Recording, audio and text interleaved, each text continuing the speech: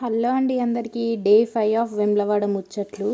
మేమైతే main temple దగ్గరికి వెళ్ళామండి. అక్కడైతే దర్శనాలు లేవని చెప్పాను కదా, కాకపోతే అక్కడ లైవ్లో చూపిస్తున్నారు మనకి స్వామివారిని.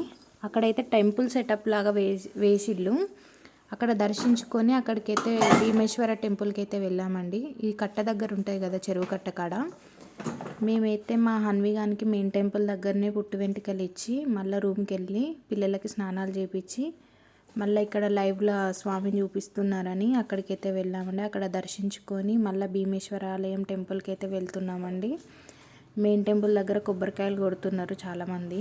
అక్కడైతే మొత్తం క్లోజ్ చేసిళ్ళండి, లోపలికైతే అలో లేదు. భీమేశ్వర టెంపుల్ దగ్గరికి అయితే వచ్చేసాం. పబ్లిక్ అయితే ఫుల్ మంది ఉన్నారండి. పబ్లిక్ చాలామంది ఉన్నారు కానీ దర్శనం మాత్రం తొందరగానే అయిపోయిందండి. కూర్చోడానికి నిలబడడానికి బాగా చేసిళ్ళు. ఆలయ ప్రాంగణంలో స్వామివారి మహామండపంలో భక్తుల రద్దీ అధికంగా ఉన్నందున స్వామివారిని త్వరగా మైక్లో అనౌన్స్మెంట్ ఇస్తున్నారండి. పబ్లిక్ చాలామంది ఉన్నారు, దర్శనాలు త్వరగా చేసుకొని వెళ్ళాలి అని. కోర్లాగా టికెట్ కోసం అయితే లైన్లో నిలబడ్డామండి. కోర్లాగా టికెట్ తీసుకొని కోర్లాగాలు కట్టేసి దర్శనం చేసుకొని రూమ్కి అయితే వెళ్ళిపోయామండి.